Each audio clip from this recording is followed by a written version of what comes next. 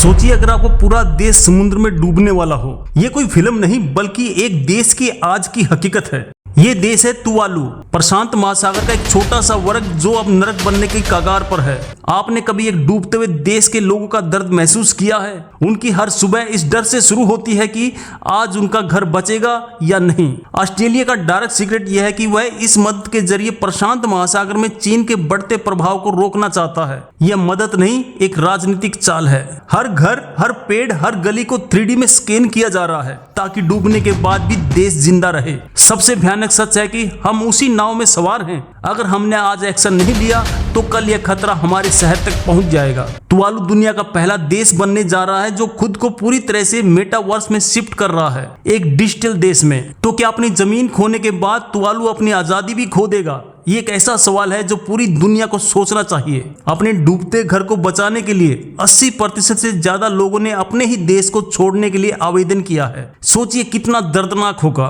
दोस्तों यह संभव है पर सच है, हम इतिहास की उस पीढ़ी पर हैं जो इस तबाही को रोक सकती है या फिर इसे देखकर नजरअंदाज कर सकती है। चुनाव हमारा है। वहां के लोगों को देश छोड़ने के लिए खास क्लाइमेट वीजा मिल रहा है, पर किसे मिलेगा ये लॉटरी से तय होगा, जैसे केबीसी की हॉट सीट हो। 2050 तक दुनिया के 80 करोड़ लोग ऐसे तटीय इलाकों में रह रहे होंगे जिन पर डूबने का खतरा है। क्या हम तैयार हैं उसके लिए? वैज्ञानिकों ने चेतावनी दी है कि 2021 तक इस देश का 95% हिस्सा पानी के नीचे होगा। जिंदा रहना नामुमकिन। इसका मतलब है कि भविष्य में तुवालू सिर्फ एक वर्चुअल दुनिया में ही मौजूद होगा, जबकि असलियत में वह समुद्र में समा चुका होगा। यह सोचना भी मुश्किल है कि G20 के सिर्फ 20 देश दुनिया के 80% प्रदूषण के लिए जिम्मेदार हैं, लेकिन सजा तुवालू जैसे बेगुनाह देशों को मिल रही है। वहां की सरकार ने अपने देश को बचाने के लिए नहीं बल्कि उसकी यादें सजाने के लिए एक चौंकाने वाला कदम उठाया है। सच का बम यह है कि तुवालू ने ऑस्ट्रेलिया के साथ एक ऐसी संधि पर हस्ताक्षर किए हैं जिसके अनुसार वह ऑस्ट्रेलिया की इजाजत के बिना किसी भी देश से कोई सुरक्षा समझौता नहीं कर सकता। दोस्तों ये सिर्फ एक देश के डूबने की कहानी नहीं है, ये एक चेतावनी है।